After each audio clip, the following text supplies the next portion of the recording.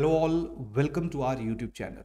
तो आज के वीडियो में हम लोग HPAS मेंस में मल्टीपल ऑप्शनल्स में से एक इम्पॉर्टेंट ऑप्शनल पब्लिक एडमिनिस्ट्रेशन के बारे में डिस्कशन करेंगे। जैसे कि आप सब लोगों को पता है कि मेंस एग्जामिनेशन में आपके पास मल्टीपल ऑप्शंस रहते हैं। आप एक ऑप्शनल सब्जेक्ट जो 200 मार्क्स का है वो कोई भी सिलेक्ट कर सकते हो। पब्लिक एडमिनिस्ट्रेशन ले सकते हो, political science, sociology, physics, civil engineering, multiple aspects management. Multiple aspects जो है वो आप लोगों को ऑप्शनल्स के रूप में हमारे सिलेबस के अंदर देखने को मिलते हैं। तो आप लोगों के पास ऑप्शन रहता है कि आप किसी भी एक स्पेसिफिक सब्जेक्ट को चूज कर लो। और ये जो स्पेसिफिक सब्जेक्ट है ये बहुत ही ज़्यादा इंपॉर्टेंट रहता है, क्योंकि जो 200 नंबर हैं ये बहुत ज़्यादा मायने रखते हैं। और हम लोगों ने देखा है कि ऑप्शनल्स में मार्क्स की वेरिएशन के कारण कुछ लोग सेलेक्ट हो रहे हैं और कुछ लोग सेलेक्ट नहीं हो रहे हैं। यही कारण है जो भी ऑप्शनल आप चूज करो उसके बारे में आपको बहुत क्लियरली आइडिया होना चाहिए। तो आज के लेक्चर में हम लोग HPS मेंस के लिए पब्लिक एडमिनिस्ट्रेशन ऑप्शनल के बारे में जानेंगे कि पब्लिक एडमिनिस्ट्रेशन का मतलब क्या है, इसका सिलेबस क्या है, इसके अंदर किन किन पहलुओं के ऊपर विचार किया जाएगा, जनरल स्टडीज एसए में इसकी क्या रेलेवेंस, क्या इंपॉर्टेंस है, और जब आप लोग सर्विसेज को ज्वाइन करोगे उसके बाद पब्लिक एडमिनिस्ट्रेशन कैसे आपके लिए एक बहुत यूजफुल सब्जेक्ट के रूप में जो है वो साबित हो सकता है। तो अलग अलग पहलू, अलग अलग डिस्कशंस जो है वो पब्लिक एडमिनिस्ट्रेशन के ऊपर आज के लेक्चर में की जाएंगी। लेकिन ध्यान रखना, ऑप्शनल जब हम चूज करते हैं तो उसमें बहुत सारे एस्पेक्ट्स रहते हैं, बहुत सारी लेयर्स होती हैं before deciding your optional. Clear? और ऐसा नहीं है, आज के लेक्चर में आप लोग पब्लिक एडमिनिस्ट्रेशन के बारे में जानोगे। एक ऑलरेडी हमारा लेक्चर पड़ा हुआ है जिसमें सोशियोलॉजी ऑप्शनल के बारे में बताया गया है। उससे रिलेटेड जो वीडियो लिंक है वो आप डिस्क्रिप्शन में देख सकते हो। पब्लिक एडमिनिस्ट्रेशन एंड सोशियोलॉजी के जो डेमो लेक्चर्स हैं वो आप डिस्क्रिप्शन के अंदर देख सकते हो। तो डेमो लेक्चर जरूर देखिए, क्योंकि कहीं ना कहीं आपको थोड़ा सा आइडिया लगता है कि उस ऑप्शनल के अंदर क्या है। तो ये वीडियो उन लोगों के लिए मेनली बनाया गया है जिन्होंने डिसाइड कर लिया है कि उन्होंने पब्लिक एडमिनिस्ट्रेशन को ऑप्शन के रूप में चूज करना है, या जो थोड़े से डिलेमा में है कि हम कौन सा ऑप्शनल जो है वो सेलेक्ट करें, हम सोशियोलॉजी करें, हम पॉलिटिकल साइंस करें, हम पब्लिक एडमिनिस्ट्रेशन करें। तो आज हम देखेंगे कि पब्लिक एडमिनिस्ट्रेशन के अंदर क्या है, ताकि आपको डिसीजन लेने में थोड़ी सी सहायता मिले। और अगर आपने पब्लिक एडमिनिस्ट्रेशन सेलेक्ट कर लिया है तो toward the end of our lecture में आपके साथ बुक लिस्ट भी शेयर करूंगा। ध्यान रखना, यूपीएससी और एचपीएस का जो सिलेबस है वो थोड़ा सा डिफरेंट है, बहुत ज्यादा फर्क नहीं है, थोड़ा सा डिफरेंट सिलेबस है। कुछ ऐसे टॉपिक्स हैं जो यूपीएससी में हमें देखने को नहीं मिलते हैं, लेकिन जो हमारा कमीशन है या जो हमारा HPS मेंस एग्जामिनेशन है वहाँ पे पब्लिक एडमिनिस्ट्रेशन में उन टॉपिक्स को ऐड किया गया है। इस तरह की वेरिएशन आपको बाकी ऑप्शनल्स में भी देखने को मिलती है, जहाँ पे थोड़ा कम सिलेबस है अगर मैं किसी स्पेसिफिक ऑप्शनल की बात करूँ HPAS परस्पेक्टिव से। क्लियर? तो आज हम पब्लिक एडमिनिस्ट्रेशन को थोड़ा सा गहराई में जानेंगे कि इसके अंदर क्या है, क्या सिलेबस है, और सिलेबस को थोड़ा सा आप लोगों को मैं समझाने की कोशिश करूंगा कि किस तरह से जनरल स्टडीज में या GS में भी हमारी वो सहायता कर सकता है। क्लियर? तो वैसे भी जब हम किसी भी स्पेसिफिक ऑप्शनल को चूज करते हैं, किसी भी स्पेसिफिक ऑप्शनल को सेलेक्ट करते हैं कि अच्छा ये मेरा ऑप्शनल होगा, पहली चीज आप लोग ध्यान रखिए, दो तरह के स्टूडेंट्स रहते हैं। पहले है जो बहुत श्योर है कि मैंने इसी सब्जेक्ट के साथ जाना है। क्लियर? जैसे बहुत सारे लोग हमने देखे हैं जो NIT वगैरह से पढ़े हुए हैं और उन्होंने वहाँ पे सिविल इंजीनियरिंग में अपना ग्रेजुएशन किया है, तो वो लोग कहते हैं कि सर हमने सिविल इंजीनियरिंग करना है। या कोई साइंस के स्टूडेंट्स है, वो मैथमेटिक्स में बहुत ज़्यादा उनका हाथ बहुत अच्छा है, वो कहते हैं कि सर हमने मैथ्स रखना है। तो पहला, जब भी आप अपना ऑप्शनल डिसाइड करते हो, ये मैं थोड़ा सा आउट ऑफ वे जाके डिस्कस कर रहा हूं ताकि आप बाकी चीजों के बारे में भी सोचो, सिर्फ इसी ऑप्शनल के बारे में या इसी स्पेसिफिक थीम के ऊपर ना सोचो, आपको ब्रॉड सोचना है। क्योंकि ध्यान रखना, एक बार अगर आपने ऑप्शनल चूज कर लिया तो उसको चेंज करने का बहुत ज्यादा फायदा नहीं रहता है। नो डाउट पास्ट में बहुत सारे लोगों ने अपने ऑप्शनल चेंज किए हैं, कईयों को चेंज करने का फायदा हुआ है, कईयों को चेंज करने का नुकसान हुआ है। पर आप खुद सोचिए कि जिस ऑप्शन के ऊपर आप ऑलरेडी एक साल लगाओगे, क्लियर, अगर अगले साल उसको चेंज करना पड़े, उसके अगले साल उसको चेंज करना पड़े, तो उसका कोई फायदा नहीं है। पहली चीज, जो भी ऑप्शनल आपने सेलेक्ट कर लिया, चाहे वो आउट ऑफ इंटरेस्ट सेलेक्ट किया, आउट ऑफ कंपल्शन सेलेक्ट किया कि भाई कोई ना कोई ऑप्शनल चूज करना है, आपका एक ही ऑब्जेक्टिव होना चाहिए कि जो मैंने ऑप्शनल चूज कर लिया अब मैं उसको 100% दूंगा। क्लियर? वहां पे ऐसा नहीं है कि 6-7 महीने के बाद बोला कि वो मजा नहीं आया इस ऑप्शन में, मैं कोई और रख लेता हूं। क्लियर? जब आपने कोई ऑप्शन सेलेक्ट कर लिया, क्लियर, तो आपको उस पर 100% देना ही देना है, क्योंकि अल्टीमेटली ऑप्शनल जो है वो 200 मार्क्स का रहेगा और 200 नंबर जो है वो कम नहीं होते। बहुत बार देखा गया है ऑप्शनल के कारण लोग सेलेक्ट हो रहे हैं और नहीं सेलेक्ट हो रहे हैं। डन? तो यही कारण है, क्योंकि GS में मोर और लेस जो वो बच्चों के नंबर सेम रहते हैं, ऑप्शनल जो वो काफी डिसाइडिंग फैक्टर के रूप में सामने आया है।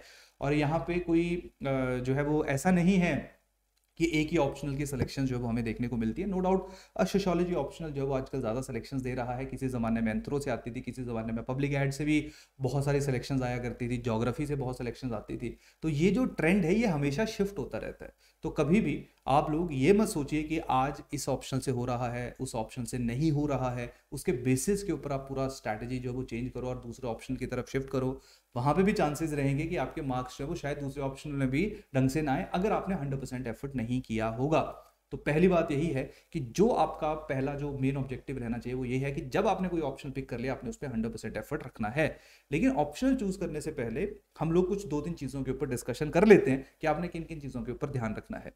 सबसे पहली बात है ग्रेजुएशन। तो सबसे पहला जो इंपॉर्टेंट एस्पेक्ट रहता है वो रहता है कि अगर मान लो कोई ऐसा सब्जेक्ट है जिसको आपने ग्रेजुएशन में रीड किया है, लेट अस सपोज आपने ग्रेजुएशन में ज्योग्राफी पढ़ा है, PSIR पढ़ा है, पब्लिक एडमिनिस्ट्रेशन पढ़ा है, सोशियोलॉजी पढ़ा है, क्लियर, सिविल इंजीनियरिंग किया है, फिजिक्स पढ़ा है, मैथ्स पढ़ा है, तो आप कोशिश करिए कि आपका जो ग्रेजुएशन का सब्जेक्ट है आप उसको सेलेक्ट करिए एक ऑप्शन के रूप में, क्योंकि ऑलरेडी आपने 4-5 साल जो है उस सब्जेक्ट के ऊपर लगा दिए हैं।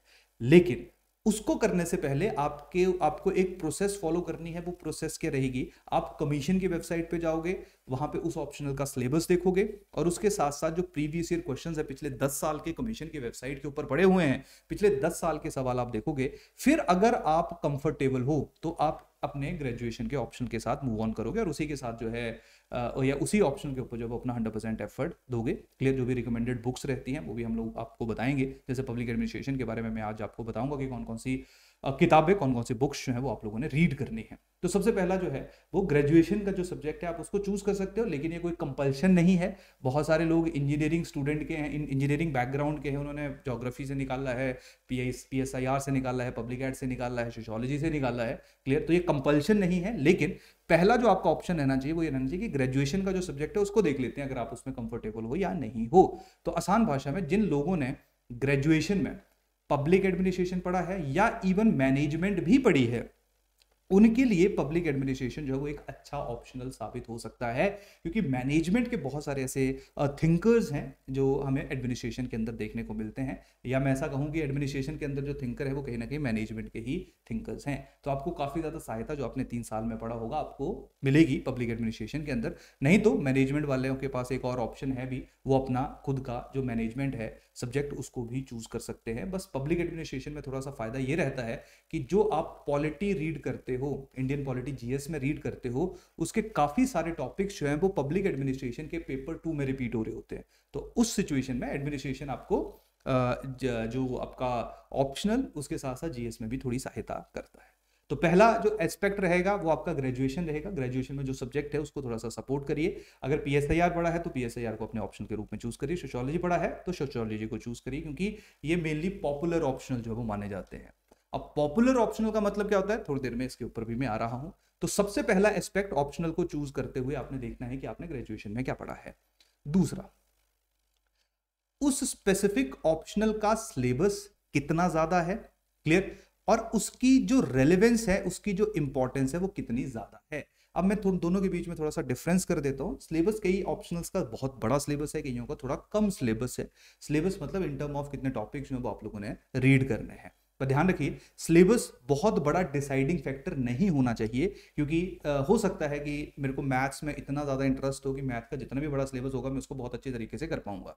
क्लियर, हो सकता है कि मेरा सोशियोलॉजी में बिल्कुल भी इंटरेस्ट ना हो और मैं बस ये देख के सोशियोलॉजी को चूज कर लूँ कि यार इसका सिलेबस बहुत कम है तो मैं ये सेलेक्ट कर लेता हूँ, या मैं पब्लिक एडमिनिस्ट्रेशन चूज कर लूँ कि इसका सिलेबस कम है तो मैं इसको सेलेक्ट कर लेता हूँ। वो भी एक वैलिड ग्राउंड नहीं है। यहाँ पे आपने बेसिकली जो है वो अपना इंटरेस्ट थोड़ा सा देखना है कि किस सब्जेक्ट की तरफ आपका जो रुझान है, किस सब्जेक्ट की तरफ जो आपकी इंक्लिनेशन है वो ज्यादा है। तो सिलेबस नो डाउट बहुत, अगर आपका कोई बड़ा ज्यादा इंटरेस्ट नहीं है तो वहां पे ये डिसाइडिंग रोल प्ले करता है कि एक ऐसा सब्जेक्ट चूज करिए जिसका सिलेबस जो है वो थोड़ा सा कम हो। और साथ में रेलेवेंस, बेसिकली मेरा जो रेलेवेंस का मतलब था वो जनरल स्टडीज के कंटेक्स्ट में, यानी कि कुछ ऐसे ऑप्शनल्स हैं जैसे मैथ्स है, फिजिक्स है, जो आपको ऑप्शनल में ही हेल्प करेगी। GS में ओवरलैपिंग टॉपिक्स या ओवरलैपिंग कंसेप्ट जो हैं वो आप लोगों को नहीं देखने को मिलेंगे। तो कहीं ना कहीं अगर जीएस में भी वो रिपीट हो या ऐसे टॉपिक जो मैं ऑप्शनल में पढ़ रहा हूँ अगर वो मेरे को जीएस में भी देखने को मिले, तो कहीं ना कहीं कुछ टॉपिक्स के ऊपर जो मेरा हाथ है वो काफ़ी ज़्यादा स्ट्रांग हो जाता है और कहीं ना कहीं अल्टीमेटली मेंस एग्जामिनेशन में ज़्यादा मार्क्स आने के चांसेस रहते हैं। अगर मान लो मैंने फिजिक्स रख लिया या मैथ्स रख लिया, ना एसए में फ़ायदा होगा उसका, ना मेरे को जीएस में फ़ायदा होगा। क्लियर? अगर मान लो मैंने सोशियोलॉजी रखा तो जीएस में फ़ायदा होगा, सोसाइटी या सोशल इश्यूज़ के ऊपर जो क्वेश्चंस है वो मैं बहुत ईजिली कर लूँगा। अगर मैंने पब्लिक एडमिनिस्ट्रेशन रख लिया तो इंडियन पॉलिटी में बहुत ज़्यादा सहायता होगी, गवर्नेंस में बहुत ज़्यादा सहायता होगी, और कुछ ऐसे टॉपिक्स हैं जैसे एथिक्स इन गवर्नेंस है जो पेपर 1 के अंदर है, जनरल स्टडीज़ पेपर 1 के अंदर है, उसमें आपको काफ़ी सहायता मिलेगी। पीएसआईआर अगर रखोगे तो अगेन पॉलिटी में और जो इंटरनेशनल रिलेशंस हैं जो जीएस का पार्ट है उसमें आपको सहायता मिलेगी। तो कहीं ना कहीं जब हम डिसाइड करते हैं तो हम रेलेवेंस इन जनरल स्टडीज इसको ज़्यादा एक इंपॉर्टेंट फैक्टर के रूप में कंसीडर करते हैं। बट ध्यान रखना, अल्टीमेटली अगर आपका इंटरेस्ट मैथ्स में है, सिविल इंजीनियरिंग में है, तो आप उसको चूज करिए अगर आप बहुत ज्यादा श्योर हो कि आप इसमें अच्छा परफॉर्म करोगे, क्योंकि किसी भी ऑप्शन में सिलेक्शन हो सकती है बशर्ते आप उसमें 100% एफर्ट लगाओ। क्लियर? कुछ लोगों के साथ ऊपर नीचे रहता है कि अच्छा इस बार मेरे कम नंबर आए है ना, पिछली बार ज़्यादा आए थे, या उसकी सिलेक्शन इस ऑप्शन से हुई, इस बार नहीं हुई। जैसे किसी ज़माने में फॉरेस्ट्री बहुत पॉपुलर था, आजकल फॉरेस्ट्री में थोड़े कम नंबर आ रहे हैं। शायद इसका रीज़न जो है वो मेरे को, जो मैं पर्सनली उस पर कमेंट कर सकता हूँ कि शायद इसका रीज़न जो है वो शायद ये हो सकता है कि जो अवेलेबिलिटी ऑफ कंटेंट है या जो एफर्ट है वो थोड़ा कम है as a compare to other students. Clear? जैसे अभी आजकल सोशियोलॉजी में बहुत सिलेक्शन हो रही है, तो इसका मतलब ये नहीं कि कल को हो सकता है सोशियोलॉजी से जो सिलेक्शन होनी बंद हो जाए, या पब्लिक एडमिनिस्ट्रेशन में किसी ज़माने में हो रही थी आज नहीं हो रही है, हो सकता है कल होनी शुरू हो जाए। तो ये अनप्रडिक्टेबिलिटी जो है वो इसके बेसिस के ऊपर आप थोड़ा सा डिसीजन ना ले अनटिल और अनलेस आपका कोई ऐसा ऑप्शनल जिसमें आपको लगता है कि आपने 100% एफर्ट लगाए हुए हैं और आपके नंबर फिर उसके बाद कम आ रहे हैं, तब आप सोच सकते हो अपने ऑप्शन को शिफ्ट करने का। लेकिन वैसे जब आप इनिशियल स्टेजेस पे किसी भी ऑप्शन को पिक करते हो तो आपको जो है वो इन बेसिक चीज़ों के ऊपर ज़्यादा ध्यान नहीं लेना है, क्योंकि आपको नहीं पता है कि कौन सा ऑप्शनल जो है वो कैसा रिजल्ट अगली बार रहेगा या उससे अगली बार रहेगा। आप एक काम जो आपके पूरे कंट्रोल में है वो यही है कि आप अपने सब्जेक्ट को जो आपने ऑप्शन के रूप में चूज किया है उसके ऊपर आप 100% एफर्ट लगाओ जो आपने करना है। तो पहला पॉइंट ग्रेजुएशन, दूसरा पॉइंट सिलेबस एंड रेलेवेंस हम लोग देखते हैं किसी भी सब्जेक्ट को एक ऑप्शन के रूप में चूज करने की। क्लियर? तीसरा जो है एक जो जिसको मैं अभी आप लोगों के साथ डिस्कस भी कर रहा था थोड़ी देर पहले, कि जैसे हमारा जो एस्से है, क्लियर, जो एस्से है क्या उसमें वो एक इंपॉर्टेंट रोल अदा कर सकता है या नहीं कर सकता है।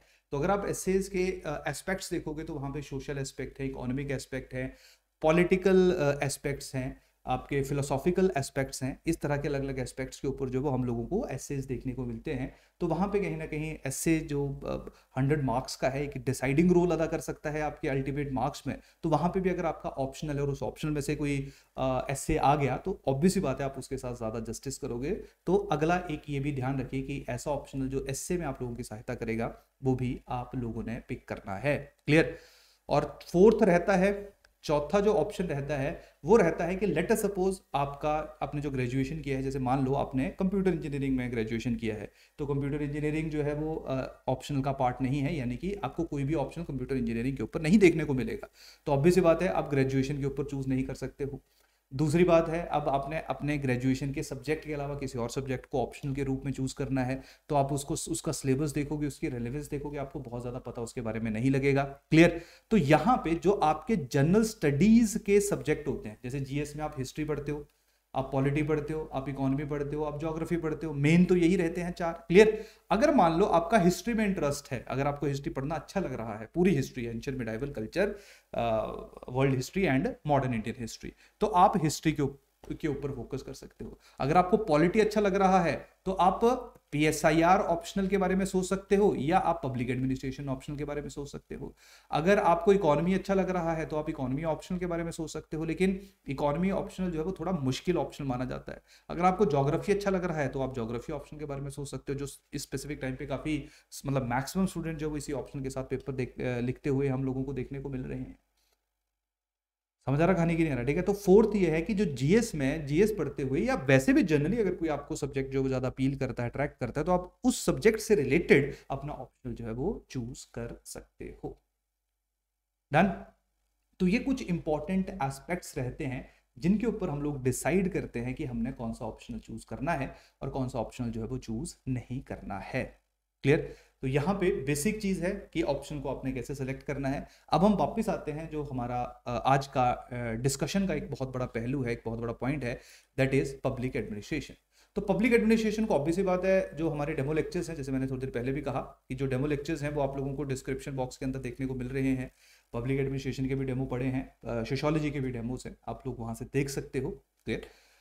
तो सबसे पहले हम लोग आज थोड़ा सा मैं आपको एक डिटेल में ही बताऊंगा कि क्या पब्लिक एडमिनिस्ट्रेशन है, क्या सिलेबस है, कैसे हम उसको अंडरस्टैंड करेंगे, कैसे वो आपके जीएस में हेल्प करेगा, जो अभी थोड़ी देर पहले मैं आप लोगों को कहीं ना कहीं इंट्रोडक्शन दे रहा था।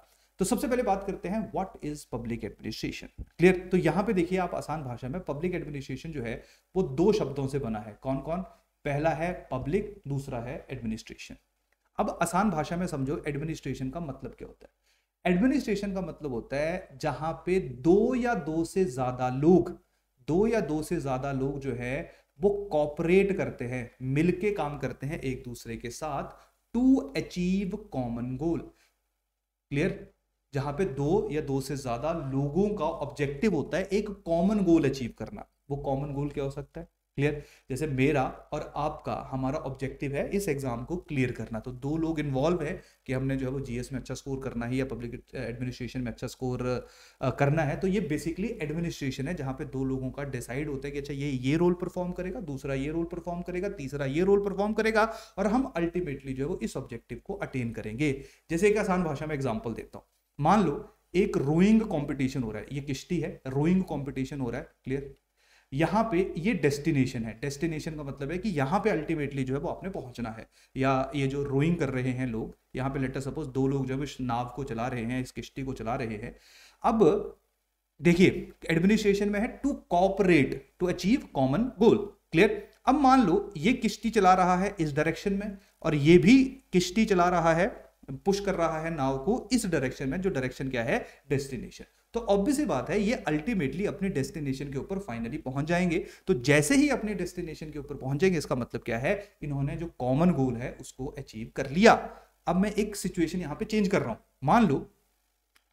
मान लो ये जो है ये अब इस डायरेक्शन में पुश करना शुरू कर देता है, और ये जो है ये ऑपोजिट डायरेक्शन में पुश करना शुरू कर देता है। तो क्या ये लोग जो है वो अल्टीमेट अपने डेस्टिनेशन पे पहुंचेंगे? नो। क्यों? क्योंकि ये लोग जो है वो कॉपरेट नहीं कर रहे हैं। तो जब कॉपरेशन नहीं होगी इसका मतलब है कि वहां पे एडमिनिस्ट्रेशन नहीं है, और जब कॉपरेशन होगी तो इसका मतलब है वहां पे एडमिनिस्ट्रेशन है।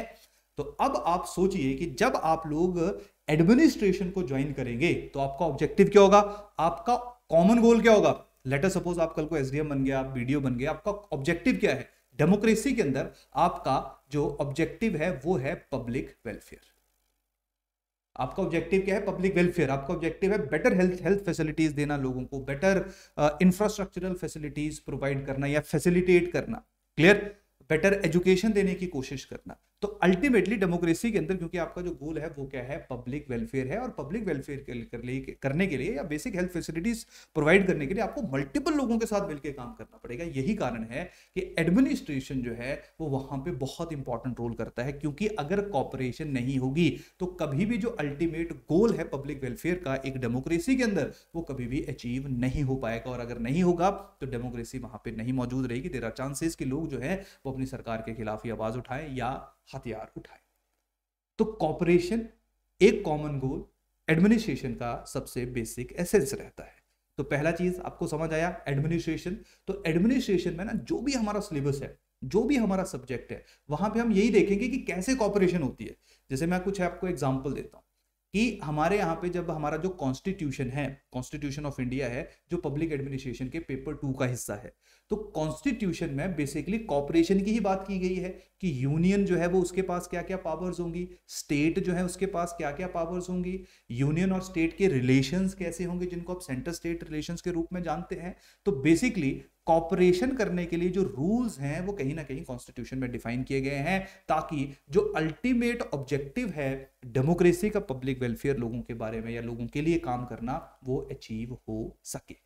तो यही जो एडमिनिस्ट्रेशन के अलग अलग एस्पेक्ट्स हैं, अलग अलग थ्योरीज हैं, अलग अलग प्रिंसिपल्स हैं, वो सारे आपको एडमिनिस्ट्रेशन के अंदर देखने को मिलते हैं। तो एडमिनिस्ट्रेशन का ना एक ये भी बड़ी खासियत रहती है, जो थोड़ी देर पहले मैं बता रहा था कि ऑप्शनल चूज करते हुए मल्टीपल चीज़ों का ध्यान रखना होता है। उनमें से एक और एस्पेक्ट जो है, थोड़ा मैंने जो है उसको मेंशन नहीं किया, वो ये है कि ऐसा ऑप्शन चूज करो जिसको आप रियल लाइफ में देख सको। तो पब्लिक एडमिनिस्ट्रेशन एक ऐसा ऑप्शन है जिसको आप रियल लाइफ में देखोगे। आप देखोगे कि यूनियन स्टेट कैसे काम कर रहा है, वेस्ट बंगाल की जो सरकार है और जो यूनियन गवर्नमेंट सेंटर में बैठी हुई है, इनके बीच के रिलेशंस कैसे हैं, क्या ये कोऑपरेट कर रहे हैं। अगर ये कोऑपरेट नहीं करेंगे, ऑब्वियस सी बात है इफेक्टिव एंड बेटर एडमिनिस्ट्रेशन नहीं हो पाएगा और जो अल्टीमेट गोल है वो अचीव नहीं होगा और लोग जो है वो सफर करेंगे। जो हम लोग देख भी रहे हैं, जहां जहां यूनियन गवर्नमेंट और स्टेट के बीच में रिलेशंस अच्छे नहीं हैं, एक दूसरे के साथ वो कोऑपरेट नहीं कर रहे हैं, वहां पे हम लोगों को देखने को मिलता है कि अल्टीमेटली लोगों का जो बेसिक लाइफ है उसके ऊपर बहुत नेगेटिव इंपैक्ट पड़ता है। क्लियर। तो एडमिनिस्ट्रेशन जो है वो यही कारण है सबसे ज़्यादा इंपॉर्टेंट, और स्पेशली डेमोक्रेसी के अंदर अगर एडमिनिस्ट्रेशन ना हो तो वो डेमोक्रेसी नहीं अपने आप को ज़्यादा देर तक बचा के रख पाएगी। क्लियर। क्योंकि डेमोक्रेसी में जो आपके रिप्रेजेंटेटिव है वो आप ही लोगों के द्वारा इलेक्ट किए गए। तो पहला बात समझ आया, what is the meaning of administration. दूसरा है पब्लिक। अब पब्लिक का मतलब भी दो तरह का रहता है। पब्लिक का मतलब या तो लोग हैं, पीपल है, या पब्लिक का मतलब जो है वो आपका गवर्नमेंट है। तो यहाँ पे जो पब्लिक एडमिनिस्ट्रेशन है, यहाँ पे कभी हम पीपल एडमिनिस्ट्रेशन लेते हैं, कभी हम पब्लिक यानी कि गवर्नमेंट एडमिनिस्ट्रेशन लेते हैं। अभी आप आसान भाषा में समझिए, पब्लिक एडमिनिस्ट्रेशन में जो सरकार है, जो गवर्नमेंट है, जब वो एडमिनिस्ट्रेशन करेगी यानी कि जब वो कॉपरेट करेगी to achieve common goal. Clear. तो इसका मतलब है वो आपका किसका हिस्सा है, या वो क्या कहलाया जाएगा, वो पब्लिक एडमिनिस्ट्रेशन कहलाया जाएगा। और अल्टीमेटली इस एडमिनिस्ट्रेशन का जो ऑब्जेक्टिव है डेमोक्रेसी के अंदर, वो किसका वेलफेयर करना है, वो पीपल्स वेलफेयर है, यानी कि लोगों का विकास करना है, लोगों का वेलफेयर करना है। तो पब्लिक एडमिनिस्ट्रेशन एक ऐसा सब्जेक्ट है जिसको आप रियल लाइफ में होते हुए देखोगे। आप लोग देखोगे कि अच्छा एक ऑर्गेनाइजेशन है, एक और ऑर्गेनाइजेशन है, चाहे वो प्राइवेट ऑर्गेनाइजेशन ही है, वहां पे एक प्रॉपर स्ट्रक्चर बना हुआ है, हायरार्की बनी है, ये हेड है, ये उसका सबऑर्डिनेट है, ये पीएन है ना, ये क्लर्क है, ये करेगा, ये करेगा। तो हर एक के रोल्स जो वो पहले से ही डिफाइन है। वो रोल्स इसलिए डिफाइन है ताकि हर एक इंसान जो है वो कॉपरेट करे एक कॉमन डायरेक्शन में, ताकि वो कॉमन गोल को अचीव कर सके। अब प्रॉब्लम पब्लिक एडमिनिस्ट्रेशन की ये भी है कि थोड़ा सा बोरिंग इसलिए लगता है लोगों को, क्योंकि उनको ऐसा लगता है कि यार ये तो सिर्फ थ्योरी ही है। पर आप उन थ्योरीज के पीछे की एसेंस समझो। अभी मैं छोटी सी कहानी भी आप लोगों को समझाऊंगा, जहां से आप लोगों को पता चलेगा कि ऐसा नहीं है। एडमिनिस्ट्रेशन में जो इनिशिएशन लिए जाते हैं, सो कॉल्ड, हमारा एक ना बड़ा, आप में से काफी ऐसे लोग होंगे जिनको शायद इसके बारे में आइडिया नहीं होगा, हमारा एक बहुत ही इंपॉर्टेंट पहलू रहता है जिसमें हम थिंकर्स के बारे में डिस्कस करते हैं। थिंकर्स का मतलब है जिन्होंने सोचा कि अच्छा एडमिनिस्ट्रेशन कैसे की जा सकती है। अब मैंने आपको बता तो दिया कि भाई एडमिनिस्ट्रेशन में क्या है कि कॉमन गोल अचीव करना है और कॉपरेट करना है, लेकिन कॉपरेट कैसे करेंगे। वहां पे लीडरशिप आएगी, वहां पे कम्युनिकेशन आएगा, वहां पे मोराल आएगा, वहां पे हायरार्की आएगी, यानी कि अलग अलग एस्पेक्ट्स जो है वो एक स्पेसिफिक ऑर्गेनाइजेशन के अंदर होने चाहिए, तभी कॉमन गोल जो है वो अचीव होगा। तो आसान भाषा में इस छोटे से शब्द के लिए, यानी कि ये जो कॉपरेशन है कॉमन गोल के लिए, इसके लिए मल्टीपल लोग आए, मल्टीपल थिंकर्स आए। एफ.डब्ल्यू. टेलर है, मैक्स वेबर है, एल्टन मेयो है, क्लियर, मैरी पार्कर फॉलेट है, मल्टीपल थिंकर्स आए और उन्होंने अपने अपने जो व्यूज हैं वो हम लोगों के सामने पेश किए और उन्होंने बताया कि एडमिनिस्ट्रेशन ऐसे किया जा सकता है, एडमिनिस्ट्रेशन ऐसे किया जा सकता है। तो उसको भी हम डिस्कस करेंगे। तो इंस्टेड हम उसको ऐसे सोचे कि यार ये तो याद रखना पड़ेगा। याद नहीं रखना है, आपने समझना है, आपने अंडरस्टैंड करना है। अगर आपको थोड़ी कहानियां पता है, अगर आपको थोड़ी स्टोरीज पता है, तो आपको कोई भी सब्जेक्ट, ये सिर्फ मैं ऐसा नहीं कि सिर्फ पब्लिक एडमिनिस्ट्रेशन की बात कर रहा हूं, कोई भी सब्जेक्ट जो है वो आप लोगों को बहुत ज्यादा इंटरेस्टिंग लगेगा। क्लियर। तो सबसे पहली बात जो समझ आ रहा है कहानी सबको, कि पब्लिक एडमिनिस्ट्रेशन में हम लोग कुछ नहीं देखते, हम लोग देखते हैं सरकारी तंत्र कैसे काम करता है, और यही तंत्र है जिसका आपने कल को जाके आप उसके यंत्र बनोगे, आप उसको चलाओगे। क्लियर। तो पब्लिक एडमिनिस्ट्रेशन कहीं ना कहीं, जो मैं आपको बता भी रहा था, आपकी सर्विसेज के दौरान भी आप लोगों को काफी मदद करेगा। आप सोचोगे, आप कॉपरेशन से पहले सोचोगे कि ये लोग जो है ये मशीन नहीं है, ये लोग हैं, इनकी कुछ वैल्यूज हैं, इनके कुछ नॉर्म्स हैं, इनकी कुछ इमोशंस हैं, इनकी कुछ फीलिंग्स है। तो कोई भी डिसीजन लेते हुए आपने उन फीलिंग्स को भी जो है कहीं ना कहीं मद्देनजर रखना है, कहीं ना कहीं फोकस में रखना है। क्लियर। तो ये बेसिक छोटा सा एक इंट्रोडक्शन था। एक छोटी सी कहानी और आप लोगों को बताता हूं ताकि आप लोगों को थोड़ा और क्लियरली पता चले कि एडमिनिस्ट्रेशन है क्या। अगर मैं आप लोगों को बोलूं, अब मैं पब्लिक एडमिनिस्ट्रेशन क्या है तो समझ गए कि जब सरकार एडमिनिस्ट्रेटिव एक्टिविटी करेगी दैट इज पब्लिक एडमिनिस्ट्रेशन, और उसी के बारे में हम लोग डिस्कस करेंगे। पर अगर मैं सिर्फ इस चीज की बात करूं कि एडमिनिस्ट्रेशन क्या है, तो एडमिनिस्ट्रेशन आपको हर रोज देखने को मिलता है। जब जो आपका परिवार है ना, जो आपका हाउस होल्ड है, क्लियर, वहां पे मान लो आप हो, आपके पिताजी हैं, आपके मदर है, मान लो 3 ही लोग आपके परिवार में हैं, तो हर एक का जो रोल है वो पहले से ही डिफाइंड है कि भाई फादर क्या करेगा, मदर क्या करेंगी, और ये जो बच्चा है ये क्या करेगा। ऐसा कभी नहीं होगा कि जो माताजी का काम है वो पिताजी करेंगे और पिताजी का काम जो वो माताजी करेंगे। कर भी लें, कोई गलत नहीं है अगर वैसे देखा जाए, लेकिन इन जनरल हर एक इंडिविजुअल को अपना काम जो है वो डिफाइंड है पहले से ही कि अच्छा ये जो है वो एग्रीकल्चरल फील्ड में जाके काम करेंगे, वो खेतों का काम देखेंगे, ये जो है वो हाउस होल्ड्स देखेंगी। वैसे हमारे यहाँ पे तो दोनों ही देखती हैं, लेकिन एग्जाम्पल दे रहा हूँ। और ये जो बच्चा है इसका एक ही काम है कि भाई पढ़ाई करेगा और कुछ नहीं करेगा। क्लियर? तो यहाँ पे पहले से ही डिसाइडेड है, यानी कि जब जो परिवार सुबह उठते ही बच्चा पढ़ना शुरू कर देता है, पिताजी खेत चले जाते हैं, माताजी घर में खाना बनाना शुरू कर देती है, वो भी एडमिनिस्ट्रेशन है, क्योंकि वो एक दूसरे के साथ कोऑपरेट कर रहे हैं ताकि वो अपना एक कॉमन गोल अचीव कर सके। और वो कॉमन गोल क्या है? घर को चलाना, घर को शांतिपूर्वक चलाना। क्योंकि अगर बच्चा जो है वो खाना बनाना शुरू कर दे, पिताजी भी खाना बनाना शुरू कर दे, तो ना पढ़ाई होगी और ना ही जो एग्रीकल्चर है, खेत है, वो चलेगा। क्लियर? तो कहीं ना कहीं जो है वो हमारे परिवार में, इवन जब आप दो दोस्त मूवी देखने जाते हो, 2 या 3 से ज्यादा दोस्त जब मूवी देखने जाते हो, तो पहले से क्लियर होता है ना, अच्छा इसने टिकट लेनी है, इसने जो है, ऐसा नहीं कि शायद प्लान करते हो, शायद नहीं करते हो, इसने टिकट लेना है, इसने पॉपकॉर्न लेना है, इसने ये करना है। क्लियर? तो पहले से ही प्री डिसाइडेड होता है। क्लियर? तो बेसिकली जब आप एक कॉमन गोल, ताकि प्यार से आप मूवी देखाओ, एक दूसरे के साथ लड़ो झगड़ो ना, वो भी एक एडमिनिस्ट्रेशन का एग्जाम्पल है। बड़े ही एक जो है वो लूज एग्जाम्पल दे रहा हूँ, लेकिन अगेन आप लोगों की लेमन भाषा में, अगर आसान भाषा में मेरे को एडमिनिस्ट्रेशन समझाना हो तो इन एग्जाम्पल्स के साथ मैं समझा सकता हूँ। क्लियर? तो हर जगह आप लोगों को एडमिनिस्ट्रेशन देखने को मिलता है, और एडमिनिस्ट्रेशन उतना ही पुराना है, एडमिनिस्ट्रेशन उतना ही पुराना है जितना पुराना ह्यूमन सिविलाइजेशन है।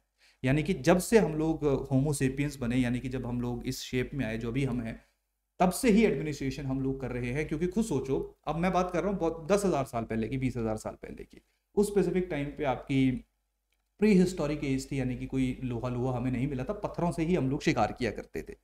तो जब ह्यूमन जो है वो हंटिंग करने जाता था, जब ह्यूमन हंटिंग करने जाता था, जब भी उसने किसी बड़े एनिमल को, बिग एनिमल को हंट करना होता था, तो वो 3, 4, 5 या 10 लोग झुंड में मिलकर उस एनिमल को हंट करते थे। क्योंकि उनको पता था कि इस एनिमल को हंट करने के लिए ज्यादा लोगों की जरूरत है, यानी कि बड़े काम को परफॉर्म करने के लिए हमें ज्यादा लोग चाहिए। एक इंडिविजुअल जो वो बहुत बड़ा काम परफॉर्म नहीं कर सकता है। तो यहां पे पहले से ही डिसाइडेड होता था कि कौन क्या करेगा, कि कौन रस्सी डालेगा, कौन सर पे बार करेगा, कौन पत्थर को कैसे यूज करेगा। तो प्री डिसाइडेड होता था। तो ये जो आपके प्री हिस्टोरिक ट्राइब्स थी, कहीं ना कहीं या जो लोग थे, ये भी एडमिनिस्ट्रेटिव एक्टिविटी में इन्वॉल्व हुआ करते थे। तो एडमिनिस्ट्रेशन जो कि एक एक्टिविटी है, यानी कि एक्टिविटी इन फंक्शन है, काम कर रहे हैं हम लोग। क्लियर? मान लो कल को आप ब्यूरोक्रेसी ज्वाइन करते हो, तो जब आप किसी पॉलिसी को इंप्लीमेंट करोगे तो implementation of the policy is activity. Clear? तो जो एडमिनिस्ट्रेशन एक एक्टिविटी है, वो तो मतलब ऐसा रख लो कि जब से ह्यूमन सिविलाइजेशन है तब से हम लोगों को देखने को मिलती है। लेकिन हम यहां पे एडमिनिस्ट्रेशन को एक एक्टिविटी के रूप में नहीं डिस्कस करने आ रहे हैं, हम यहां पे एडमिनिस्ट्रेशन को पब्लिक एडमिनिस्ट्रेशन के रूप में एक सब्जेक्ट के रूप में डिस्कस करने जा रहे हैं। यानी कि जब मैं बात करूंगा एक सब्जेक्ट की, तो सब्जेक्ट का मतलब होता है जिसके अपने प्रिंसिपल्स होते हैं, जिसके अब जहां पे अपने जिस सब्जेक्ट के अपने प्रिंसिपल्स डेवलप होते हैं, जिसके अपने थिंकर्स होते हैं, जिसकी अपनी थ्योरीज होती है। तो पब्लिक एडमिनिस्ट्रेशन एक सब्जेक्ट के रूप में, क्योंकि हम लोगों ने तो सब्जेक्ट ही पढ़ना है, पब्लिक एडमिनिस्ट्रेशन एक सब्जेक्ट के रूप में बहुत बाद में डेवलप हुआ। मैं ऐसा कहूं कि 100-150 साल पहले ही पब्लिक एडमिनिस्ट्रेशन ने अपने आप को एक सब्जेक्ट के रूप में डेवलप किया, जिसके बाद उसकी थ्योरीज बनी, प्रिंसिपल्स बने, उसको हमने ऑब्जर्व करना शुरू किया। तो शायद ये लाइन गलत नहीं होगी। तो यही कारण है, क्योंकि पब्लिक एडमिनिस्ट्रेशन एक सब्जेक्ट के रूप में, जो हमारे एग्जाम का एक हिस्सा है, ये 100 या 150 साल पहले ही डेवलप हुआ है।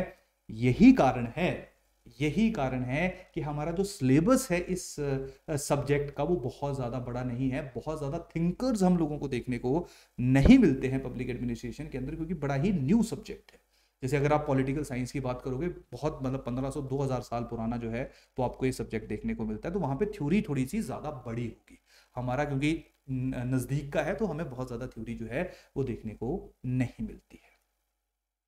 समझ आ रही कहानी की नहीं आ रही? क्लियर? तो पब्लिक एडमिनिस्ट्रेशन एक सब्जेक्ट के रूप में बाद में डेवलप हुआ। इसका भी मैं आपको एक कहानी सुनाता हूं कि कैसे। देखो, इसकी एक स्टोरी सुनाता हूं कैसे। अब देखिए, बात है यूनाइटेड स्टेट ऑफ अमेरिका की बात करता हूं, क्योंकि यूएसए जो है वहीं से ही पब्लिक एडमिनिस्ट्रेशन एक सब्जेक्ट के रूप में डेवलप होना शुरू किया। हुआ क्या करता था, होता क्या था, पहले होता था कि जैसा पॉलिटिशियन होगा या जैसी पॉलिटिक्स होगी, वैसा ही एडमिनिस्ट्रेशन होगा। मैं आपको एग्जांपल देता हूं इंडिया के कंटेक्स्ट में, वहां से आपको थोड़ा ज्यादा समझ आएगा। मतलब अगर मान लो जो रूल करने वाला है वो अगर मुगल है तो एडमिनिस्ट्रेशन मुगलों के अकॉर्डिंगली होगा। और मुगल क्योंकि सेंट्रल एशिया वाले एरिया से आए हुए थे या रशियन स्टेपे वाले रीजन से आए हुए थे, तो कहीं ना कहीं उनका जो कल्चर है, उनका जो वे ऑफ डूइंग एडमिनिस्ट्रेशन है, उसका इंपैक्ट हम लोगों को हिंदुस्तान का जो एडमिनिस्ट्रेशन है, जो चीज़ों को इंप्लीमेंट कर रहा होगा, उसके ऊपर भी देखने को मिलेगा। अगर मान लो यहाँ पे रूल जो है वो ब्रिटिश का आ जाएगा तो ऑब्वियस बात है एडमिनिस्ट्रेशन अंग्रेजों के अनुसार चलना शुरू हो जाएगा। जैसे ये डीसी वगैरह का जो ऑफिस है वो कहीं ना कहीं जो जिस तरह का सिस्टम एडमिनिस्ट्रेशन यूके में चला करता था, उसका इंपैक्ट हम लोगों को यहाँ पे हिंदुस्तान के अंदर भी देखने को मिला। नो डाउट यहाँ का डीसी थोड़ा डिफरेंट होता था, लेकिन अगेन कहीं ना कहीं जो इंपैक्ट है वो वहां से हमें देखने को मिलता है। तो आसान भाषा में पहले एडमिनिस्ट्रेशन को ऐसा माना जाता था कि जैसी पॉलिटिक्स होगी, यानी कि जैसा पॉलिटिकल लीडरशिप होगी, जैसी जो कंट्रोल कर रहा होगा उस पूरे के पूरे देश को, वही डिसाइड करेगा कि एडमिनिस्ट्रेशन कैसा होगा, वो अच्छा होगा, वो बुरा होगा। जैसे अगर मैं ब्रिटिश की बात करूंगा तो ब्रिटिश टाइम पीरियड के ऊपर जो है, या ब्रिटिश टाइम पीरियड के दौरान जो एडमिनिस्ट्रेशन था उसका कॉमन गोल सिर्फ पैसा कमाना था, सिर्फ रेवेन्यू जनरेशन था। लेकिन जब हम लोग इंडिपेंडेंट हुए, डेमोक्रेसी आई, तो पॉलिटिकल लीडरशिप चेंज हुई, तो ऑब्वियस बात है ऑटोमेटिकली जो एडमिनिस्ट्रेशन है उसका गोल भी चेंज हो गया। अब हमारा गोल जो है वो पब्लिक वेलफेयर है। तो आसान भाषा में पहले जो एडमिनिस्ट्रेशन है उसको पॉलिटिक्स के साथ लिंक किया जाता था कि जैसी राजनीति होगी वैसा ही एडमिनिस्ट्रेशन होगा। क्लियर? जैसी पॉलिटिक्स वैसा ही एडमिनिस्ट्रेशन। तो यही कारण है कि हमेशा ही एडमिनिस्ट्रेशन को, पब्लिक एडमिनिस्ट्रेशन को राजनीति से लिंक किया जाता था कि जैसा लीडरशिप होगा वैसा एडमिनिस्ट्रेशन काम करना शुरू कर देगा। तो यहां पे मैं आपको यूएसए का एग्जांपल दे रहा हूं। यूएसए में क्या होता था ना, यूएसए में एक सिस्टम हुआ करता था जिसको हम लोग स्पॉइल सिस्टम के नाम से जानते हैं। यूएसए में एक स्पॉइल सिस्टम हुआ करता था। स्पॉइल सिस्टम का मतलब मैं आपको बताता हूं कि क्या है। यूएसए में प्रेसिडेंट, मान लो मिस्टर ए जो है वो प्रेसिडेंट इलेक्ट हुए, तो पूरे का पूरा जो एडमिनिस्ट्रेशन, एडमिनिस्ट्रेशन का मतलब है जो पूरा काम करेगा, पूरी एक्टिविटीज परफॉर्म करेगा, पूरी पॉलिसीज को इंप्लीमेंट करेगा, वो इस प्रेसिडेंट के द्वारा खुद सेलेक्ट किया जाता था। वो सिलेक्ट करेगा कि अच्छा ये ऑफिसर, सिविल सर्वेंट्स ये बनेगा, ये हेल्थ देखेगा, ये एजुकेशन देखेगा, एटसेट्रा एटसेट्रा। यानी कि स्पॉइल सिस्टम के अंतर्गत प्रेसिडेंट अपनी मर्जी से लोगों को सिलेक्ट किया करता था एडमिनिस्ट्रेटिव पोजीशंस के लिए।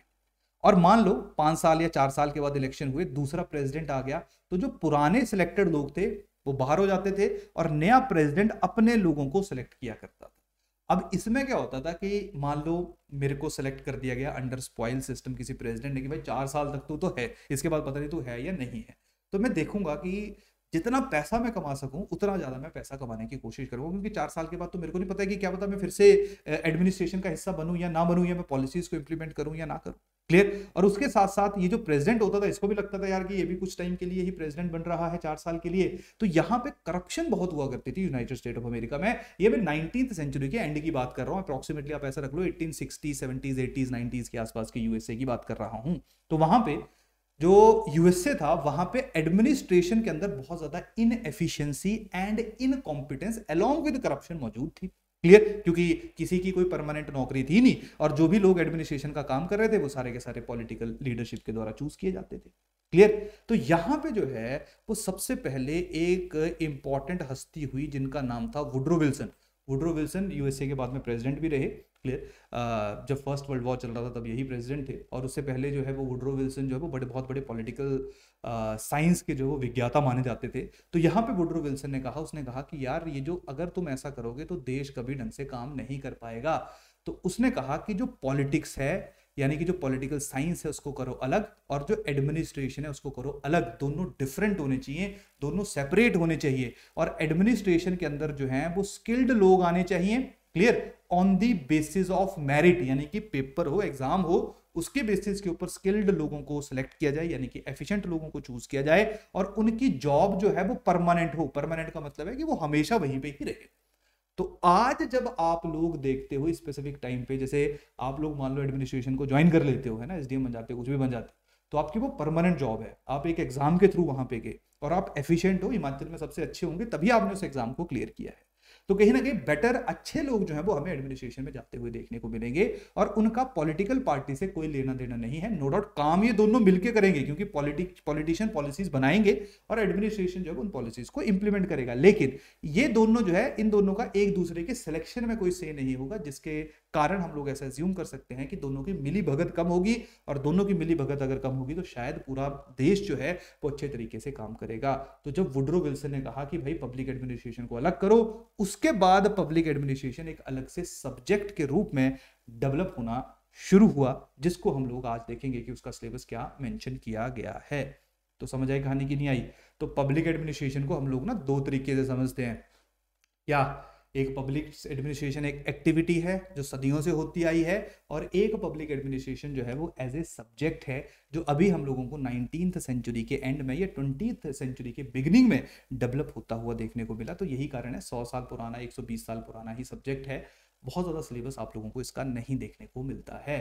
तो आई होप पब्लिक एडमिनिस्ट्रेशन के बारे में बेसिक अंडरस्टैंडिंग, बेसिक आइडिया जो है वो आप लोगों को हो गया होगा। पहली बात समझ आया? चलो दूसरे पॉइंट पे चलते हैं। Why to choose public administration optional? Clear? इसको मैं थोड़े बाद में डिस्कस करता हूं। सबसे पहले हम सिलेबस देख लेते हैं, फिर मैं आता हूं why to choose public administration as an optional। Clear? फिर हम बुक लिस्ट के बारे में भी बात करेंगे।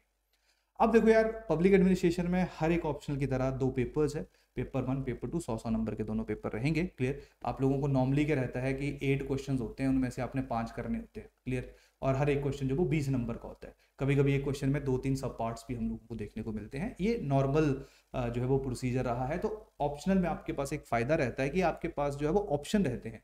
पहला क्वेश्चन कंपलसरी होता है, इसके अलावा आपके पास ऑप्शंस होते हैं कि आप 8 में से या जो बाकी बचे हुए 7 हैं उनमें से आपने 4 सवाल करने होते हैं। तो कहीं ना कहीं अगर कोई मुश्किल क्वेश्चन भी आ गया तब भी आप उसको साइड कर सकते हो। तो ये सभी के पास है, ऐसा नहीं है कि सिर्फ एडमिनिस्ट्रेशन वाले लोगों के पास है।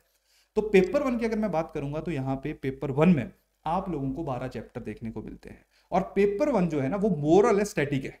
स्टैटिक का मतलब क्या है? जब मैं आपको बता रहा था थोड़ी देर पहले, मैं मेंशन कर रहा था, इंट्रोड्यूस कर रहा था पब्लिक एडमिनिस्ट्रेशन को, तो मैं आपको बता रहा था कि पब्लिक एडमिनिस्ट्रेशन एक सब्जेक्ट के रूप में डेवलप होना शुरू हुआ, और साथ में मैंने आपको बताया भी था कि सब्जेक्ट का मतलब क्या होता है। क्लियर? सब्जेक्ट का मतलब है जहां पे लोग आके किसी एक एस्पेक्ट के ऊपर थ्योरी बिल्डिंग करनी शुरू करते हैं, थ्योरीज बनानी शुरू करते हैं कि अच्छा कॉपरेशन करनी है तो कैसे की जा सकती है। क्लियर? जैसे जो है वो आपके मैक्स वेबर कहते हैं कि अच्छा अगर कॉपरेशन करनी है तो एक हायरार्की बना दो। हायरार्की का मतलब क्या है कि ऊपर बॉस को बिठा दो, और जो ये डायरेक्शन दे सारे के सारे लोग जो है वो उन डायरेक्शन को एज इट इज फॉलो करे। तो ऑब्वियस ही बात है जो कॉमन गोल है वो ऑटोमेटिकली अचीव हो जाएगा। तो एक थ्योरी ये आई। कुछ लोगों ने बोला कि अच्छा आप ऐसा कैसे कह सकते हो, यहाँ पे तो इंडिविजुअल बैठे हुए हैं, ह्यूमन बैठा हुआ है, तो अगर आप उसको ऑर्डर दोगे तो हर एक इंसान, देयर आर चांसेस कि हर एक ऑर्डर को अलग अलग तरीके से अंडरस्टैंड करे। तो फिर कुछ थिंक कराए, उन्होंने कहा कि नहीं भाई, जो लोग हैं उनके बिहेवियर को भी अंडरस्टैंड करो, उसके अकॉर्डिंगली जो है वो आप लोगों को ऑर्डर देने चाहिए या एडमिनिस्ट्रेटिव एक्टिविटीज को परफॉर्म करना चाहिए। समझ आ रही कहानी की नहीं आ रही? ठीक है। तो आसान भाषा में जो पेपर 1 है ना, उसमें मेनली इन सारी की सारी थ्योरीज के बारे में बात की गई है कि एडमिनिस्ट्रेशन में कैसे काम होता है। और ये आप लोगों के लिए बहुत ज्यादा इंपॉर्टेंट है, क्योंकि आपने एडमिनिस्ट्रेशन का हिस्सा बनना है। कभी भी कोई डिसीजन लोगे तो उसमें किन किन चीजों का ध्यान रखना है। आपको हायरार्की का भी ध्यान रखना होता है कि भाई आपका बॉस जो नाराज ना हो जाए, कहीं आपकी ट्रांसफर कहीं और ना कर दी जाए। क्लियर? या जो आपकी कॉन्फिडेंशियल रिपोर्ट होती है उसमें कुछ रेड मार्क ना लग जाए आपको। क्लियर? उसके साथ साथ जो वो आपको लोगों का भी ध्यान रखना है, जो पब्लिक विशेज हैं वो भी फुलफिल होनी चाहिए। और हिमाचल जैसे एरिया में जहाँ पे हमारा कल्चर जो है, या हम लोग अपने कल्चर के बहुत ज़्यादा नज़दीक हैं, बहुत ज़्यादा करीब हैं, आप लोगों को उसके ऊपर भी फोकस करना चाहिए। क्लियर? तो पहले पेपर या पेपर 1 जो है ना स्टैटिक है। स्टैटिक का मेरा मतलब है कि ये बहुत ज़्यादा चेंज नहीं होगा। क्लियर? ये जैसा है ये वैसा ही है, यानी कि आप इसको 1-2 बार पढ़ोगे, 3 बार पढ़ोगे तो आपका कंट्रोल इस पेपर के ऊपर जो है एस्टेब्लिश होना शुरू हो जाएगा। तो आसान भाषा में इस पेपर में देखो कुछ नहीं है। इस पेपर में मेनली आप थ्योरीज को पढ़ोगे, उसके साथ साथ जो सिविल सर्वेंट या जो आपके एडमिनिस्ट्रेटर्स होंगे उनके बारे में अंडरस्टैंड करोगे कि वो हैं क्या। क्लियर? उनकी ट्रेनिंग कैसे होनी चाहिए, उनकी रिक्रूटमेंट कैसे होनी चाहिए। क्लियर? उनकी परफॉर्मेंस अप्रेजल कैसे लगना चाहिए, उनकी प्रमोशन कैसे होनी चाहिए। तो अलग अलग एस्पेक्ट्स जो हैं एक एडमिनिस्ट्रेशन के अंदर, जहां पे पूरी ऑर्गेनाइजेशन या पूरा जो एडमिनिस्ट्रेशन है, जहां पे मैं ऑर्गेनाइजेशन का एग्जांपल दे रहा हूं, जो मिनिस्ट्री है वो एक ऑर्गेनाइजेशन है, हेल्थ मिनिस्ट्री एक ऑर्गेनाइजेशन है, एजुकेशन मिनिस्ट्री एक ऑर्गेनाइजेशन है। क्लियर? ऑर्गेनाइजेशन में जो यूनियन गवर्नमेंट है वो भी एक ऑर्गेनाइजेशन है। ऑर्गेनाइजेशन जहां पे अलग अलग लोगों के रोल्स जो हैं वो पहले से डिसाइडेड होते हैं कि इस हायरार्की में ये इंडिविजुअल ये काम करेगा, नीचे वाला ये करेगा, उससे नीचे वाला ये करेगा। क्लियर? तो एडमिनिस्ट्रेशन जो है उसमें या उससे रिलेटेड जो भी थ्योरी बिल्डिंग हुई है वो सारी आपको जो है वो पेपर 1 के अंदर देखने को मिलेगी। यही कारण है जो पेपर 1 है इसको हम लोग बोलते हैं, ये जो है वो आपका थ्योरी पोर्शन है। क्लियर, ये थ्योरी पोर्शन है, जहां पे देखो थ्योरी में क्या है, देखो theories of organisation, principles of organisation, structure of organisation. Structure का मतलब है कि डिपार्टमेंट हैं, मिनिस्ट्री हैं, आप लोग कभी जो है वो देखते हो कि कॉरपोरेशंस देखते हो, कभी पब्लिक कंपनीज देखते हो, तो अलग अलग तरीके से जो सरकारी एडमिनिस्ट्रेशन है उसको जब हम डिवाइड करते हैं उसको स्ट्रक्चर ऑफ एडमिनिस्ट्रेशन कहा जाएगा। Administrative behaviour, clear, public policy, सरकार जब पॉलिसी बनाएगी तो किन किन चीज़ों का ध्यान रखेगी, उन पॉलिसी बनाने के लिए जिन थिंकर्स ने या जिन लोगों ने अपनी सजेशंस दी हैं। अकाउंटेबिलिटी एंड कंट्रोल, यानी कि जब कोई काम करेगा, मान लो मैं एक ब्यूरोक्रेट के रूप में काम कर रहा हूं तो मेरी रिस्पॉन्सिबिलिटी है डेमोक्रेसी के अंदर कि मैं प्रॉपर ट्रांसपेरेंसी एंड अकाउंटेबिलिटी के साथ काम करूं। तो अकाउंटेबिलिटी कैसे इंश्योर होती है, क्या क्या एस्पेक्ट होते हैं, वो यहाँ से कवर होगा। एडमिनिस्ट्रेटिव लॉ के बारे में आपको पता होना चाहिए कि कैसे एडमिनिस्ट्रेशन जो है वो काम करेगा, किस कानून के तहत करेगा, क्लियर। पर्सनल एडमिनिस्ट्रेशन में जो मैं आपको बता रहा था, ट्रेनिंग कैसे होगी, क्यों होगी, प्रमोशन कैसे होगी, क्यों होगी, बेसिकली हर एक जो एस्पेक्ट आप लोगों को एडमिनिस्ट्रेशन के अंदर देखने को मिलता है वो आप लोग यहाँ पे देखोगे। फाइनेंशियल एडमिनिस्ट्रेशन, कल को बजट बनाओगे वो कैसे बनाओगे, एडमिनिस्ट्रेशन के अंदर कौन कौन से रिफॉर्म्स आए हैं, किस तरह के रिफॉर्म्स आने चाहिए। Comparative public administration, comparative public administration का मतलब होता है जहां पे एक देश के एडमिनिस्ट्रेशन को दूसरे देश के साथ कंपेयर किया जाता है, यानी कि इंडिया जो डेवलपिंग नेशन है, यूएस से जो डेवलप्ड नेशन, उसको कंपेयर करो। Comparative public administration, development administration, जो डेवलपिंग कंट्रीज हैं उनमें एडमिनिस्ट्रेशन कैसे काम कर रहा है, ये सारे के सारे जो पहलू हैं वो हमारे पेपर 1 में कंप्लीट होते हैं। तो आसान भाषा में कुछ भी नहीं है, आप पेपर 1 में बस ये देखते हो कि एडमिनिस्ट्रेशन कैसे बना, और ये जो कैसे बना ना, जब आप सर्विसेज ज्वाइन करोगे, इवन आज जब आप एडमिनिस्ट्रेशन की एक्टिविटीज को न्यूज़पेपर के अंदर होते हुए देखोगे, आप इन पूरी थ्योरीज के थ्रू जो है एसेस कर पाओगे, और उसके साथ साथ आप उनमें प्रॉब्लम भी लोकेट कर लोगे कि अच्छा यार यहाँ पे ये जो सरकारी ये तंत्र है, ये ऑर्गेनाइजेशन जो काम कर रही है, यहाँ पे लोगों का ध्यान नहीं रखा जा रहा है, यानी कि यहाँ पे human aspects of public administration या एडमिनिस्ट्रेशन जो है वो मिसिंग है। तो कहीं ना कहीं रियल लाइफ, तो ऐसा ऑप्शन भी चूज करना चाहिए जो आप रियल लाइफ में देखते रहो कि अच्छा ये ऐसे काम कर रहा है।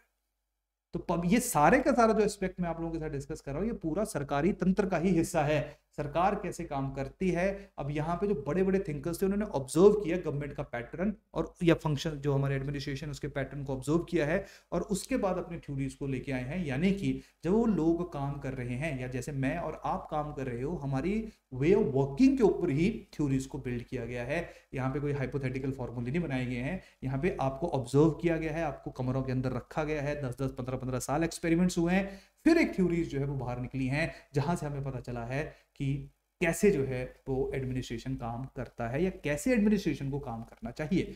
तो पेपर 1 के ये जो चैप्टर है, 12 चैप्टर टोटल है, इनको हम लोग इस तरह से कवर करेंगे। नेक्स्ट जो पेपर 2 है, जिसमें 15 चैप्टर्स नॉर्मल है, तो पेपर 2 में कुछ नहीं है। पेपर 2 में देखो, अब ध्यान रखो, हर एक ऑप्शनल डिफरेंट होता है।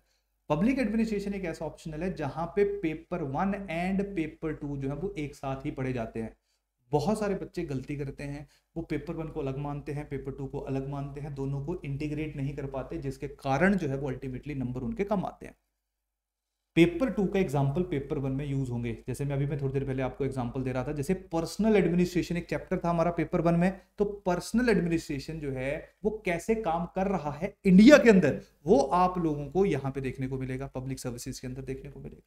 क्लियर, पब्लिक सर्विसेज के अंदर आपको प्रॉपरली जो है वो देखने को मिलेगा कि कैसे जो है वो काम हो रहा है हिंदुस्तान के अंदर। तो बेसिकली जो पेपर 2 है, इसको हम लोग कहते हैं इंडियन एडमिनिस्ट्रेशन, यानी कि जो पेपर 1 में हमने थ्योरीज पढ़ी कि थ्योरी बन गई, अब हम उन थ्योरीज की इंप्लीमेंटेशन इंडिया के अंदर होती हुई देखेंगे, कहां पे, पेपर 2 के अंदर। तो बहुत बार क्वेश्चंस पूछे गए हैं जहां पे पेपर 1 पेपर 2 का नॉलेज होना चाहिए, तभी आप उस आंसर को एड्रेस, उस क्वेश्चन को एड्रेस कर पाओगे, नहीं तो आप उस क्वेश्चन को कभी भी एड्रेस नहीं कर पाओगे। और यहां पे मैक्सिमम लोग मात खाते हैं, जिसके कारण जो है वो आपके नंबर कम हो रहे हैं। हर एक ऑप्शन की अपनी एक स्ट्रैटेजी होती है, हर एक ऑप्शन को अपने एक स्पेसिफिक तरीके से अप्रोच करना होता है, तो एडमिनिस्ट्रेशन को आप इस तरह से अप्रोच कर सकते हो।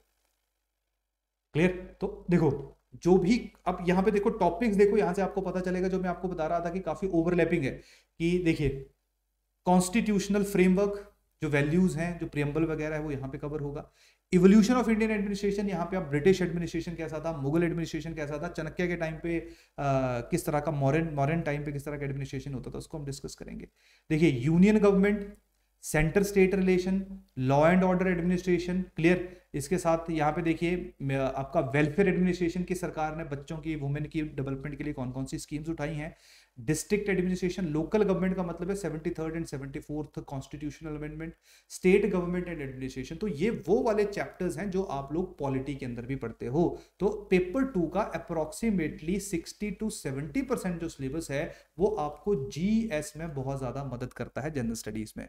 और जो पेपर 1 है उसका स्पेशली उसका जो ये वाला टॉपिक है that is accountability and control वाला जो टॉपिक है, ये आप लोगों को जो गवर्नेंस के हमारे इश्यूज हैं या एथिक्स के हमारे इश्यूज हैं वहां पे भी काफी मदद देता हुआ देखने को मिलेगा। क्लियर? तो जो हमारा जर्नल स्टडीज का पेपर 2 है उसका अप्रोक्सीमेटली 60% सिलेबस जो है वो आपको पब्लिक एडमिनिस्ट्रेशन ऑप्शनल के साथ जो है वो ओवरलैप होता हुआ देखने को मिलेगा।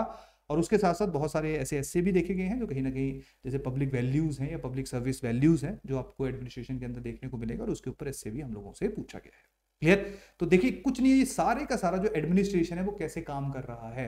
क्लियर? जैसे मान लो आपने पेपर 1 में फाइनेंशियल एडमिनिस्ट्रेशन पढ़ा, वहां पे आपने देखा बजट क्या होता है, किस किस तरीके के बजट होते हैं। फिर पेपर 2 में आपने उसी के एग्जाम्पल्स देखे इस स्पेसिफिक चैप्टर के अंदर, ये जो है आपका कंट्रोल ऑफ पब्लिक एक्सपेंडिचर, कि लोग जब खर्चा हो रहा है तो वो किस तरीके से हो रहा है। क्लियर? आपने जो है वो कहीं ना कहीं जो है वो पर्सनल एडमिनिस्ट्रेशन में कंसेप्ट देखे कि ट्रेनिंग क्या है, ट्रेनिंग का कंसेप्ट क्या है, यानी कि क्यों जरूरी है, और उसकी एप्लीकेशन जो है वो आप लोग पब्लिक सर्विसेज के अंदर यहां पे देखो। क्लियर? आप लोगों ने डेलीगेशन ऑफ पावर का कंसेप्ट पढ़ा, यानी कि जब पैसे पावर ट्रांसफर की जाती है ऊपर से नीचे, आपने वो वाला कंसेप्ट पढ़ा पेपर 1 के अंदर। उसकी इंप्लीमेंटेशन आप लोग जो है वो हिंदुस्तान के अंदर देखो, या इंडिया के अंदर जो उसकी इंप्लीमेंटेशन है डेलीगेशन या डिवोल्यूशन ऑफ पावर की, वो आप लोग जो यहाँ पे लोकल गवर्नमेंट में देखोगे। तो आसान भाषा में जो पेपर 1 के अंदर आप पढ़ोगे वो सारी एग्जाम्पल्स के साथ इंडिया में कैसे वो थ्योरीज इंप्लीमेंट हुई है उसको आप पेपर 2 में देखोगे। तो ये हाईली इंटीग्रेटेड है, यही कारण है इसको 1 2 3 बार जब रिवाइज कर लेते हो तो आपकी अंडरस्टैंडिंग बिल्ड होनी शुरू हो जाती है। क्लियर? तो ये आपके जो है वो टोटल आपका सिलेबस है जिसके बारे में आप लोगों को पता होना चाहिए। बाकी जो डिटेल हैंडआउट है वो हमारे टेलीग्राम चैनल के ऊपर मैं शेयर कर रहा हूं, जहां पे प्रीवियस ईयर क्वेश्चंस भी हैं, बुक लिस्ट भी दी गई है। क्लियर? हमारे टेलीग्राम चैनल का नाम है हिमाचल प्रदेश जी के तूफानी पहाड़ी। क्लियर? तूफानी पहाड़ी ये टेलीग्राम चैनल है, इसको ज्वाइन कर लीजिए अगर आपने नहीं किया है। तो वहां पे मैं ये जो फाइल है इसको शेयर करूंगा, इसमें कुछ और एक्स्ट्रा चीजें भी आप लोगों को देखने को मिलेगी। दूसरी चीज समझ आ गया, जैसे मैंने बताया था डेमो लेक्चर्स डिस्क्रिप्शन में मौजूद है। बुक लिस्ट आपने कौन कौन सी फॉलो करनी है, इसके अलावा आपने कुछ नहीं पढ़ना। एक चीज हमेशा ध्यान रखना, करंट अफेयर जो हैं वो बहुत इंपॉर्टेंट रोल अदा करते हैं। तो आपने करंट अफेयर तो पढ़ने हैं, जब आपने कोई थ्योरी पढ़ी है, स्पेशली पेपर 2 में ज्यादा काम आएगा आपको करंट अफेयर। तो जब आपने करंट अफेयर की थ्योरी कोई भी या कुछ भी पढ़ा, कोई भी करंट अफेयर पढ़ा और उसको देखा आपने कि सिलेबस के साथ इंटीग्रेट कर रहा है, तो आपने उसको अपने नोट्स में डालना शुरू कर देना, क्योंकि मैक्सिमम सवाल वहां से आएंगे। पेपर 1 में पब्लिक एडमिनिस्ट्रेशन बाय एस पोली नायडू है, जिसमें chapter 1 and chapter 3 of paper 1 आपने कवर करना है। देखो यार, वैसे तो जो लोग हमारे साथ जुड़ेंगे उनको स्टडी मटेरियल मिलेगा, नोट्स भी मिलेंगे, लेकिन ये बेसिकली उन लोगों के लिए है जो सेल्फ स्टडी करना चाह रहे हैं। इग्नू के नोट्स हैं बीए के, चैप्टर 4 के लिए इंपॉर्टेंट है, इसके अलावा भी आप इनको पढ़ सकते हो, आपके काफी काम आएंगे, अच्छे नोट्स हैं। जो थिंकर वाला पोर्शन है चैप्टर 2 एंड चैप्टर 5, उसके लिए एक बुक आती है प्रसाद एंड प्रसाद की एडमिनिस्ट्रेटिव थिंकर्स, यानी पूरी किताब पढ़ने का जरूरत नहीं है, ये तो पढ़नी पड़ेगी आपको एडमिनिस्ट्रेटिव थिंकर्स, जैसे पोली नायडू सारी नहीं पढ़नी है, जो मैंने 2 चैप्टर मेंशन किए बस वही वहां से पढ़ने हैं। बीए के नोट्स, इग्नू के नोट्स अगर एक बार नजर मारने तो ओवरव्यू ले सकते हो, लेकिन मेनली 4th चैप्टर आपने वहां से कवर करना है, क्योंकि बाकी बुक्स में आपको देखने को नहीं मिलेगा। जो मस्ट रीड बुक है वो है public administration paper 1 by Radha Vinod Aribam. Maximum syllabus इसी किताब में कवर हो जाएगा, इन चैप्टर्स के अलावा जो मैंने ऊपर वाली किताबों में लिखा। This is the must read book, ये सबने पढ़नी है।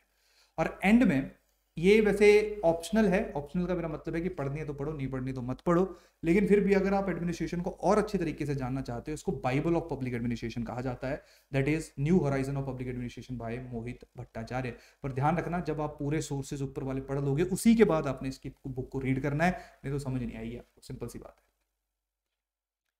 डन। पेपर 2 में, पेपर 2 जो है वो आपका राधा विनोद अरिबम, एआरसी की रिकमेंडेशन, इसके अलावा जो गवर्नमेंट साइट्स पे, पीआरएस पे या नीति आयोग का डाटा रिपोर्ट कोई भी आपको देखने को मिलेगी, यानी कि करंट अफेयर से रिलेटेड चीजें जो है उनके ऊपर आपने ज्यादा फोकस करना है। पेपर 2 करंट ओरिएंटेड जो वो ज्यादा है, और पेपर 2 के एग्जांपल्स को हमने पेपर 1 में भी इंटीग्रेट करना है। ये बड़े बाद में आता है, लेकिन दिमाग में होना चाहिए कि मैंने बाद में क्या करना है, जब सिलेबस कंप्लीट होगा 2-3 बार मेरा रिवीजन होगा। तो ये कुछ इंपॉर्टेंट बुक्स हैं जो आप लोग फॉलो करोगे, और भी लिस्ट बहुत लंबी है लेकिन ज़्यादा पढ़ने का फायदा नहीं है। मल्टीपल टाइम एक ही चीज़ को पढ़ो, क्योंकि यहाँ पे अंडरस्टैंडिंग ज़्यादा मायने रखती है, क्योंकि पब्लिक एडमिनिस्ट्रेशन में हर एक चीज़ जो है वो कंसेप्ट ओरिएंटेड है, कंसेप्ट बेस्ड है। तो आपको कंसेप्ट्स को टारगेट करना है, बाकी चीज़ें ऑटोमेटिकली जो है वो आपको अंडरस्टैंड, आपको समझ आ जाएंगे, आप हर चीज़ को रिलेट कर लोगे, हर चीज़ को इंटीग्रेट कर लोगे।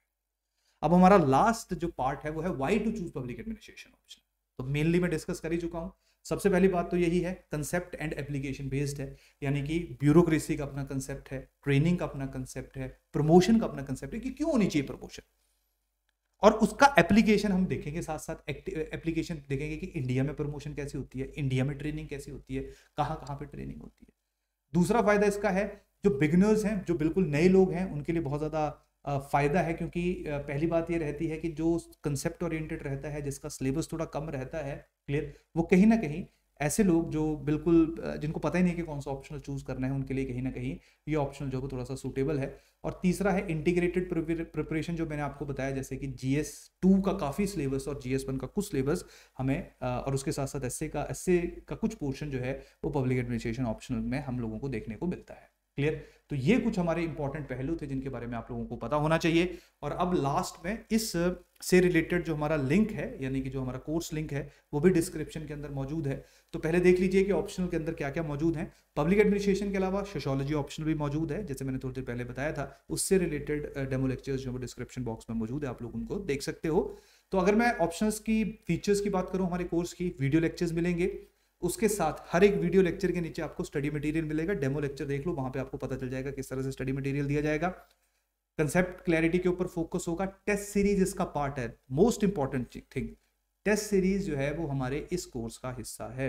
क्लियर, और आपके जो वो टोटल 12 टेस्ट होंगे, डन। उसके बाद वीकली इंटरेक्शंस होंगे टीचर के साथ, और बाकी जो आपके फेलो एस्पिरेंट्स होंगे, 1-on-1 जो है, जो भी आपको ऑप्शनल टीचर पढ़ाएगा, जैसे पब्लिक एडमिनिस्ट्रेशन मैं पढ़ाऊंगा, सोशियोलॉजी जो वो DP सर पढ़ाएंगे। बाकी ऑप्शन भी हमारी पाइपलाइन में है, लेकिन अभी देखते हैं। अभी 2 ऑप्शन जो हम लोग लॉन्च कर रहे हैं, 18 तारीख से लॉन्च हो रहा है, 31/12/2021 तक चलेगा, 3-4 महीने का समय है। क्लियर, शाम को 7 बजे जो है वो ऑप्शनल अपलोड किया जाएगा, क्योंकि जो बच्चे जो जुड़े हुए हैं हमारे साथ, उनका 10 बजे सुबह लेक्चर उनको मिलता है। जो बाहर के स्टूडेंट्स हैं उनके 15,000 फीस है, और जो सिविल स्टैफ के स्टूडेंट है उनकी जो फीस है वो 12,500 है, यानी कि जो हमारे साथ जुड़े हुए हैं। इसकी जो वैलिडिटी है, अब आप लोगों के पास कब तक रहेगा ये 31/12/2022, यानी कि अगले साल 2022 एंड तक ये कोर्स आपके पास मौजूद रहेगा। इवन ये इस साल खत्म हो जाएगा, लेकिन फिर भी आप कभी भी कितनी बार भी इन वीडियो लेक्चर्स को देख सकते हो। अगर आपको कोई भी इन्फॉर्मेशन चाहिए, आप लोग यहाँ पे हमारी वेबसाइट या मेनली जो हमारा नंबर है, इस पे मैसेज डाल सकते हो या कॉल कर सकते हो, और रिलेटेड इन्फॉर्मेशन जो भी ऑप्शन से रिलेटेड है, जो भी आप लोगों को चाहिए, उसको सीख कर सकते हो। क्लियर, तो इसी के साथ आज का जो सेशन है काफ़ी लंबा हो गया। वैसे मैंने सोचा था थोड़ा छोटा रखूंगा, काफ़ी लंबा सेशन गया, लेकिन अगेन जो आई थिंक हमारा जो ऑब्जेक्टिव है, जो कुछ लोगों की डाउट्स होंगे पब्लिक एडमिनिस्ट्रेशन ऑप्शन के बारे में या इन जनरल ऑप्शनल के सिलेक्शन के बारे में, उनको थोड़ा सा एड्रेस किया गया होगा। चलिए इसी के साथ मैं आज के सेशन को कंक्लूड करता हूँ। Thank you.